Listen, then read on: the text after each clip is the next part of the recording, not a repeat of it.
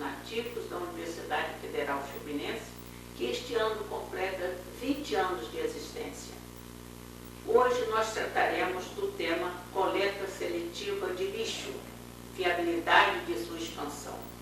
O nosso entrevistado é o professor Emílio Ailey Herr, muito conhecido na nossa sociedade. Só para lembrar, ele é professor aposentado da UF, mas a UF não o deixou de lado. Ele ainda atua nos nossos cursos de pós-graduação e ainda a UERJ aproveitou o professor Emílio, que hoje é um professor assim, bastante ativo na nossa UERJ. E com vocês nós vamos começar o nosso programa, né? Nós sabemos que esse aspecto assim, de coleta de lixo tem sido assim, um assunto palpitante na sociedade contemporânea. E hoje nós temos assim, o privilégio, né, de entrevistarmos esse grande especialista no assunto, o professor Emílio, né? Então nós estamos diante de uma oportunidade ímpar de conhecer um pouco deste vasto e importantíssimo tema, que tem preocupado assim, governantes, e nós temos visto esse assunto muito tratado na mídia, tanto falada quanto escrita, né? E, portanto, eu quero perguntar ao professor Emílio como é a experiência da coleta seletiva de lixo no bairro de São Francisco, porque foi a primeira vez que eu escutei falar de coleta seletiva de lixo, foi alguma coisa de um movimento do bairro de São Francisco. Então, por favor, o senhor atende a essa nossa curiosidade. Ele tem razão, a coleta seletiva de São Francisco foi a pioneira no Brasil. Nós temos lá uma atividade há 27 anos e ela foi fruto de uma colaboração entre a UF e a Associação de Moradores Local, o Centro Comunitário de São Francisco, teve o apoio da GTZ, que é um órgão de fomento alemão, e apesar de ser um trabalho pequeno, né, ele foi muito importante, porque ele ajudou a fomentar a ideia no país e serve até hoje como um laboratório para nós, né? Não só para que estudantes façam tese, mas através desse trabalho a gente tem uma percepção da questão no próprio país. Como funciona esse trabalho, qual a sua dinâmica, enfim, o senhor que acompanhou todo esse trabalho? O princípio básico da coleta seletiva é tentar recuperar materiais, né, que possam ou ser reciclados, né, industrialmente, ou recuperados para compostagem. Esse lado da compostagem, ou seja, o aproveitamento da matéria orgânica, é muito pouco ventilado no país, apesar de a matéria orgânica constituir 50% ou mais do nosso lixo. Quase sempre nós estamos voltados para a questão da recuperação de materiais para reciclagem. Então, o trabalho de São Francisco é voltado também para isso. E o princípio básico também é que os moradores façam uma separação prévia desses materiais em casa e uma vez por semana um microtrator com uma caçamba de madeira passa religiosamente há 27 anos na casa dos moradores e recolhem esse material. Então, esse material é levado para uma área do próprio bairro, no fundo do bairro, onde ele é triado, né, pelos funcionários. Uma vez triado, é vendido para ou intermediários que vão mandar para a indústria, ou, em alguns casos, diretamente para a indústria. Agora, é fundamental, logicamente, a participação do morador. Porque se a separação não for bem feita, isso acarreta uma série de problemas. Mas, felizmente, isso a gente, o sucesso do trabalho se deve, em grande parte, ao entusiasmo dos moradores, que separam muito bem, e a persistência, pessoas que estão ativas nessa experiência há 27 anos. Muito interessante. Professor, se eu fosse assim, uma moradora do bairro de São Francisco, estivesse começando agora, o que o senhor diria a essa moradora iniciante? Como fazer como dona de casa para ajudar nesse trabalho? A primeira coisa, a pessoa teria que, é muito simples, falar com o tratorista, que passa com quase todas as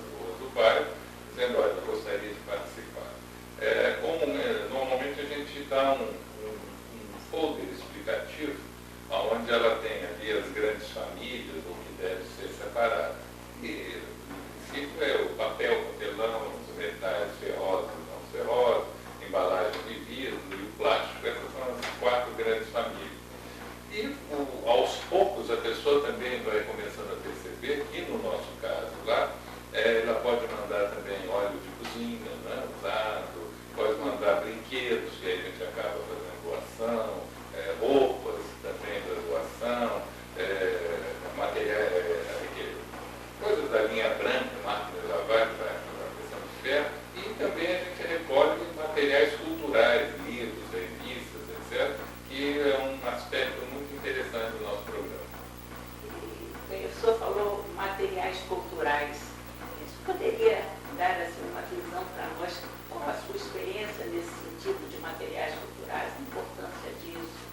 Quando eu comecei o trabalho, eu não esperava que eu ia encontrar um filão muito interessante para a minha própria atividade acadêmica, que pelo meu gosto, né, que alguns dizem até vício, né, que as pessoas têm de ser bibliófilo, né? Mas o que a gente percebe é que no material que as pessoas mandam para a coleta seletiva, principalmente na papel, eles vêm livros também, livros, revistas, cartões postais, jornais assim, antigos, e nós começamos, a partir de um certo momento, a separar isso. Né? Orientamos os nossos criadores a todos esses materiais, livros ou revistas, eles separam tudo. Mas fotos, cartões postais, fotos antigas, e a nossa surpresa foi enorme, porque nós vimos que de pequenas peças que vinham de diversos lugares, você começava a formar coleções muito interessantes. E o grande parte, com mais de 5.000 itens, está aqui no Centro de Memória de Eminência da UF, né, que é já a segunda maior coleção do acervo do Centro de Memória. E essa é a parte de interesse para o Estado do Rio. E agora, possivelmente em novembro, nós vamos ter uma pequena amostra desses materiais na Biblioteca Nacional, para mostrar como que muita coisa que é importante se perde, porque nós não estamos prestando atenção nos pequenos acervos. Né? Os grandes acervos são conhecidos, mas os pequenos acervos não. E diante de mudanças repentinas, da morte, às vezes as pessoas são obrigadas a tirar todo o material da sua casa e acabam jogando coisas importantes. Né? E, às vezes, no meio de 10 ou 15 peças não importantes, existe uma lá que pode ser aterrada. Interessante. Eu mesma já recebi uma coleção inteira de livros enquanto eu pertencer a uma instituição que nos doada pelo senhor. Uma coleção inteira de livros o senhor encontrou, né, nessa coleta, né, e enviou para a instituição específica. Quer dizer, é uma utilidade para as instituições também, né? O que a gente tem que distinguir é não levar para as instituições materiais que não têm tanta utilidade. Então, por exemplo, às vezes as pessoas ficam tristes que enciclopédias boas, etc., não são mais aceitas, porque a internet hoje quase que acabou com a vida dela. Então, uma ou duas dessas enciclopédias cumprem seu papel, seja na biblioteca. Mas, como se diz, existem materiais que são dignos de um centro de memória. Outros materiais são dignos, vamos dizer, de voltarem através do selo à circulação. E alguns, infelizmente, você não pode guardar tudo. Né? Então, best-sellers, ultrapassados, aí vai para a reciclagem normal, que é um bom caminho também. É um assunto, né, que vocês estão vendo que o professor Emílio assim, é uma fonte inesgotável. O que o senhor mais gostaria de falar sobre a sua experiência nesse trabalho? Assim, Olha, eu acho que a primeira coisa que é bom salientar é que a questão do lixo é uma coisa vital na nossa vida, né? E as pessoas acabam não prestando muita atenção nesse aspecto, né, da nossa vida.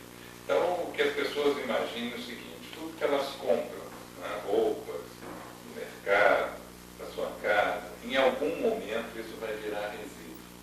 Então, assim como nós temos uma preocupação enorme com aquilo que é novo, aquilo que nós estamos adquirindo, um carro novo, uma geladeira nova, etc., é preciso que a sociedade incorpore também a questão de o que vai acontecer com isso. Então, fazendo uma analogia com a vida, nós temos que pensar muito nas crianças, né, que estão se desenvolvendo, estão crescendo, etc., mas sabendo também que um dia dia elas ficarão velhas, e tomara que fiquem. Então, quando você presta atenção na infância, você também tem que prestar atenção na velhice.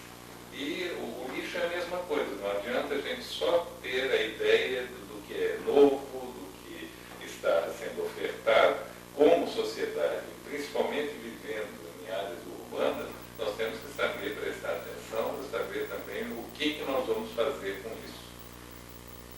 É muito interessante esse trabalho, né? Quer dizer, o senhor nos dá assim, a visão desse começo de vida e depois dessa continuidade, o que vamos fazer, né? Como preparar as nossas crianças também para esse tipo de trabalho, enfim, é uma visão assim de vida como um todo.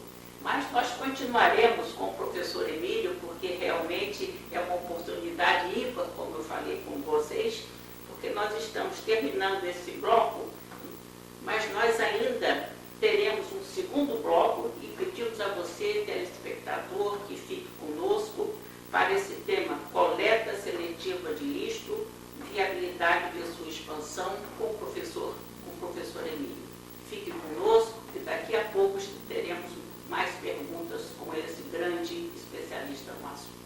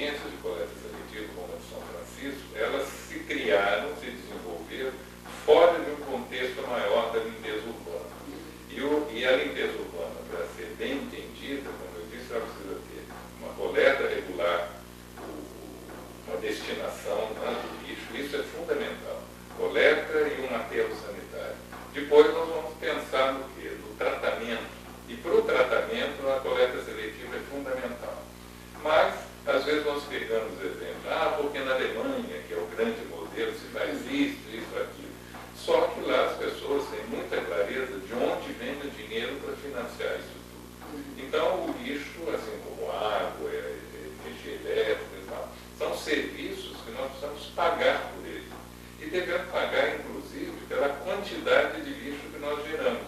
Uma pessoa sozinha, que mora sozinha, não deve pagar o mesmo de uma casa que tem 10 pessoas. Ali as pessoas geram 10 vezes mais lixo. E essa discussão ainda está muito no início no Brasil. Então as pessoas às vezes falam, vamos fazer coleta seletiva, e não percebem que é uma coleta cara. Aí vão dizer também, não, mas é importante para o meio ambiente. Sim, é importante para o meio ambiente. Mas de onde que vai vir o dinheiro? É do caixa da prefeitura, então eu vou deixar de atender aspectos da educação, da saúde, etc. Então, não é dizer que eu seja contra a sua expansão. Eu acho que eu sou um defensor disso, mas eu acho que nós temos que discutir com a sociedade de maneira muito objetiva os custos, quais são as possibilidades, né, de implantação, porque não adianta também, outro aspecto, você implantar uma coleta seletiva e não tem mercado para o material. Isso já ocorreu muitas vezes. Então, não só você tem que ter os recursos, como também o que? Saber que esse material vai encontrar um mercado.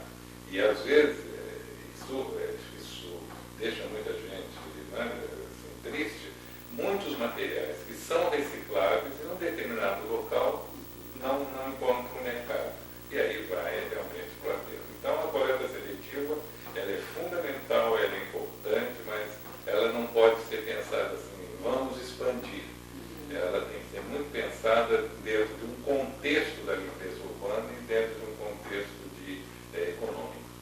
Então, professor, como é que nós podemos financiar essa limpeza urbana numa prefeitura como a nossa ou outras, muitas? Olha, eu acho que nós temos um problema cultural sério. Sempre que políticos tentaram levantar essa questão de um financiamento mais claro da limpeza urbana, eles sofreram pressão assim, enorme.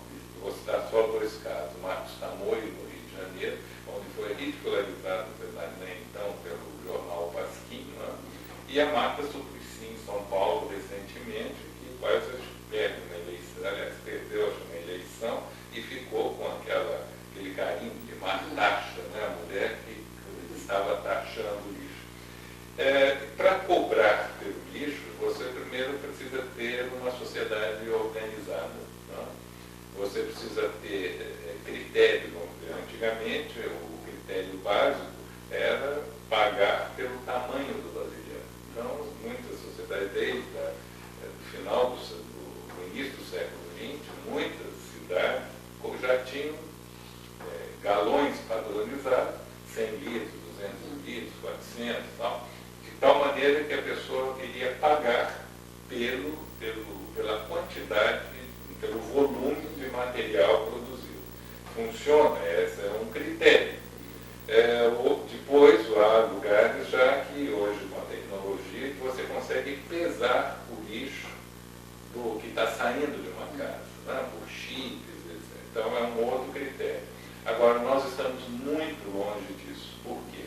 Porque nós temos áreas nas cidades onde há um descontrole social imenso e que também produzem lixo. Nós temos desigualdades sociais muito fortes e também não temos uma tradição de enfrentar essa questão do lixo de uma forma bastante objetiva, bastante clara, porque quando se fala em mais taxas ou tarifa em um país que já nos onera tanto com impostos, às vezes, absurdos, né?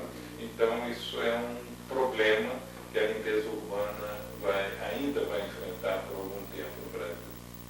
O senhor está falando aí, eu me reporto assim como educadora, que é um problema muito sério de educação. E como nossas escolas estão enfrentando isso? O senhor sabe se há alguma coisa em termos assim do currículo, se os professores ensinam alguma coisa sobre a importância da coleta de lixo às nossas crianças, ou isso é ainda um tabu para as escolas? Olha, eu acho que as escolas falam muito sobre coleta seletiva e, infelizmente, até demais. Porque não basta você ficar passando a ideia de que a coleta seletiva é um remédio para todos os males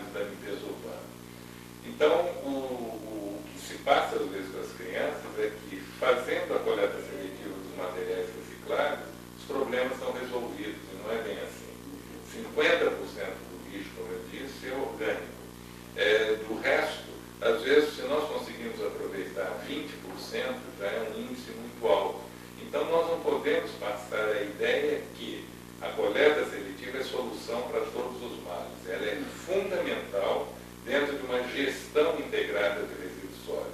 Mas, em muitas cidades do Brasil, inclusive Rio de Janeiro, talvez seja muito mais urgente, ao invés de coleta seletiva, frisar, por exemplo, as pessoas em jogar papel no chão, jogar lixo em lugar inadequado, incentivar as pessoas a cuidarem da sua porta.